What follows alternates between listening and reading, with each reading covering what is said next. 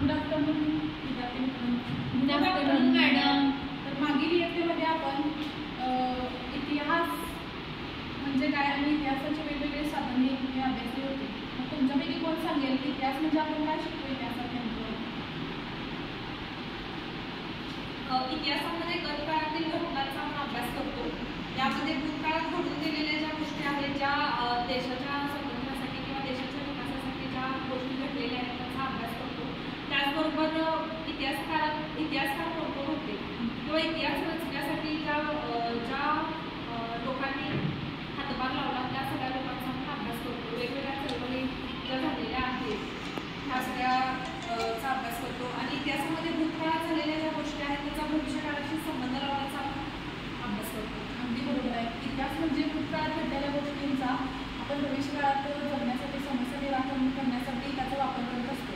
मग इतिहासात घडलेल्या गोष्टींमध्ये मागील तासाला आपण बघितलं की आपण तिथे जाऊ शकत नाही. त्यामुळे आपण वेगवेगळ्या साधनांचा वापर करतो आणि तिथे पण पोहोचण्याचा प्रयत्न करतो. मग तसं करताना आपल्याला वेगवेगळ्या समस्या येतात. तर त्यांना आपण समस्यांना कसं सामोरं जाऊन त्या समस्या कसं सोडवण्याचा प्रयत्न करतो ते आपण ह्या पाठामध्ये बघणार आहे. तर त्याआधी आपण एक छानशी ॲक्टिव्हिटी करणार आहोत. तर असं समजा की इतिहास हा तुमच्यासाठी एक खजाना आहे. इतिहासामध्ये तुम्हाला एक खजाना, इतिहासाचा अभ्यास करून तुम्हाला एक खजाना सापडणार आहे. त्या खजान्याचा शोध तुम्ही कसा घेणार आणि तो खजाना कोणता आहे हे आपल्याला शोधायचं आहे. तर तुमच्यापैकी 2 विद्यार्थ्यांनी समोर यायचं आहे आणि आपल्याला आज काय कशाचा शोध घ्यायचा आहे? खजान्याचा शोध घ्यायचा आहे. सगळ्यांना खजाना म्हटलं की खूप उत्सुकता असते. आता हा खजाना काय आहे आपण म्हणतो, त्याचा शोध तुम्ही कसा घेता? आता तुम्हाला त्या खजान्यात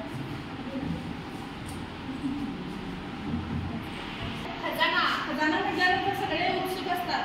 तर आपल्याला खजाना कोणता मिळतो हे बघायचं आहे. तर त्यासाठी मी तुम्हाला सुरुवातीला एक क्लू देणार आणि त्यानुसार तुम्ही दोघं जण आपापसात समस्या ती जी समस्या दिल्या त्याच्यावरती तुम्ही प्रयत्न करायचा आहे आणि जायचं. ठीक आहे? तो खजाना शोधून इकडे आणायचा, इकडे आणायचा. ठीक आहे? तर पहिला क्लू असा आहे, तो मी तोंडी सांगणार आणि दुसरा क्लू तुम्हाला तुमचा लिहिलेला असेल.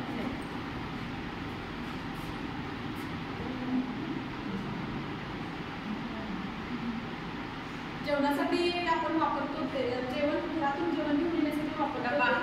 हां, एक वेगळ्या विशिष्ट प्रकारचा वेगवेगळ्या प्रकारचे डबे असतात. विशिष्ट प्रकारचा डबा उघडायचा म्हणून मी आहे तर तुम्ही शोधायला चालू करा.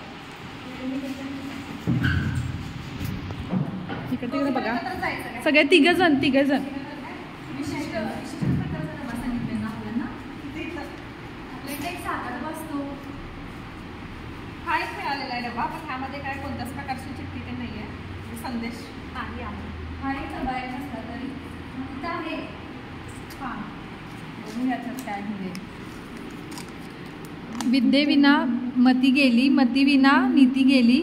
वरील वाक्य ज्यांनी उद्गारले आहे तेथे दुसरा शब्द शोधा. 2 आकडा शोधा. तर हे वाक्य कोणी उद्गारले आहे बरं? हे वाचा, ते परत वाचा, दाखवा इकडे. हां, विद्याविना मती गेली, मतीविना नीती गेली. वरील वाक्य ज्यांनी उद्गारले तेथे 2 आकडा शोधा. हां, तर हे जे वाक्य आहे ते ज्योतिबा फुले यांनी म्हटलेलं आहे. मग इथे कुठे तुम्ही शोधायचं आहे ते?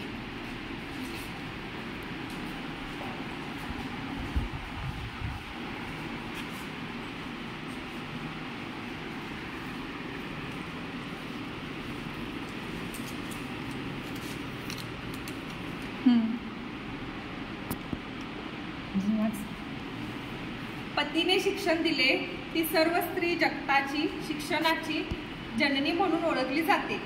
या व्यक्तीजवळ तिसरी चिठ्ठी आहे. 3 शोधा.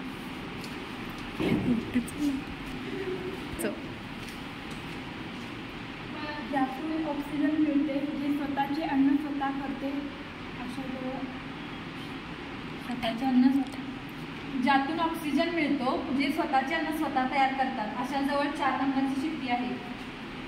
ऊन, वनस्पती. तिकडे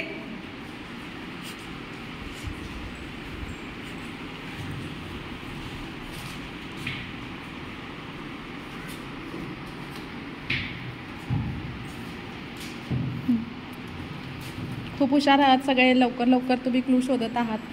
ज्यांनी देशासाठी कमी वयात बलिदान केले, ज्यांची ओळख गोलटोपीद्वारे दाखवली जाते, तिथे 5 नंबर हा शोधा. कोण आहेत असे इथे तुम्हाला वाटतात? गोलटोपी